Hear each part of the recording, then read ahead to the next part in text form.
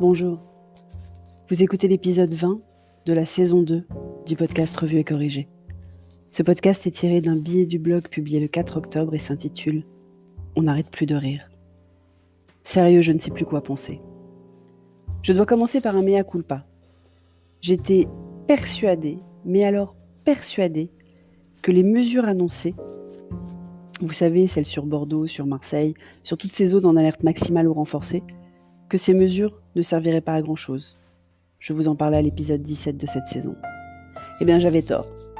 Marseille et Bordeaux sont en train de sortir de leur niveau d'alerte respectif. J'aime pas avoir tort. Alors forcément, je me dis que peut-être que le fait que les choses allaient si mal qu'on avait des mesures incompréhensibles a fait prendre conscience aux gens qu'il fallait être plus prudent. Les mesures en elles-mêmes, aucun effet direct, mais les messages que cela passait, impactants. Oui, je sais, je tire un peu le fil pour ne pas avoir tort. Cher et tendre espère d'ailleurs que j'ai tort aussi sur ma nouvelle théorie. Bien sûr, on va passer l'Atlantique aujourd'hui, parce que tout le monde ne parle que de cela. Alors qu'est-ce qui est vrai ?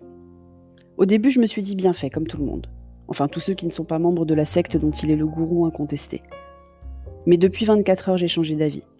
Parce qu'en fait, j'ai tiré le fil de plein de possibilités beaucoup moins réjouissantes qu'une nouvelle version réelle d'un épisode des Simpsons. 1. Il n'est pas malade du tout et veut se poser en survivant. 2. Il n'est pas malade du tout et veut pousser les médicaments de son pote avec qui il joue au golf, qui est le PDG d'une boîte pharmaceutique qui fabrique des trucs pas encore approuvés par la FDA, des anticorps monoclonaux, ça s'appelle, mais qu'il a annoncé avoir pris quand même. La boîte s'appelle Regeneron pour ceux qui n'auraient pas encore l'info. 3. Il n'est pas malade du tout et veut éviter les deux autres débats. Oui, celle-là, elle est un peu faible. Il est persuadé d'avoir gagné le premier, que tout le monde a perdu, Biden compris. 4. Il n'est pas malade du tout et veut pouvoir dire dans quelques jours « c'est une grippette, repartez bosser ». 5. Il est vraiment malade et les républicains vont accuser les démocrates de l'avoir contaminé pendant le débat. Ça va déclencher une guerre civile avant les élections, on n'aura pas besoin d'attendre le décompte des votes. 6. Il est vraiment malade, il le savait déjà le soir du débat, et il a délibérément essayé d'infecter Biden, qu'il estime plus fragile que lui physiquement.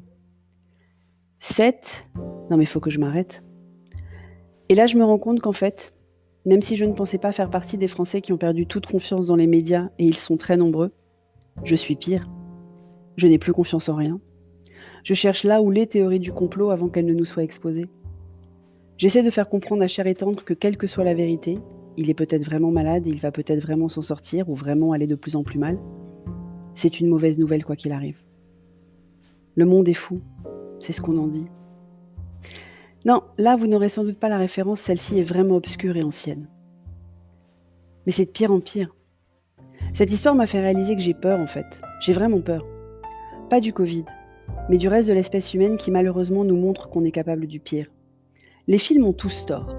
Il n'y a pas de héros pour nous sauver. Pas de groupe d'humains aux valeurs droites et fortes prêts à se sacrifier pour nos libertés, nos spécificités, notre humanité, comme dans les films catastrophes hollywoodiens que j'affectionne. Pendant des années, j'ai eu foi en l'être humain. Avec quelques doutes, bien sûr, mais quand même l'espoir que la femme avec un grand F et l'homme avec un grand H étaient meilleurs que certains ou certaines de leurs représentants. Mais de moins en moins, en fait. Alors ça va être cela, ce monde du pendant, qui va sans doute tout simplement être le monde d'après, parce que franchement, je ne crois pas non plus une seule seconde qu'on se débarrasse du Covid ou qu'il n'y ait pas une autre maladie qui prendra la suite. Il va falloir que je trouve des trucs sympas à vous raconter la prochaine fois. Ce podcast devient carrément anxiogène, non ?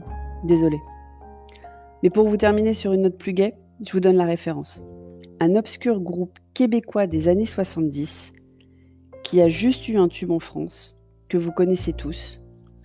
Et tout l'album est génial en fait. Enfin, je trouve.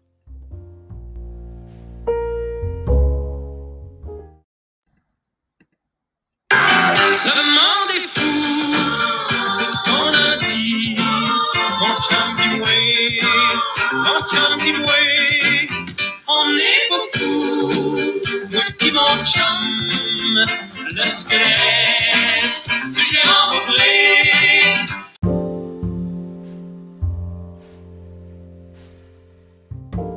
Merci de m'avoir écouté.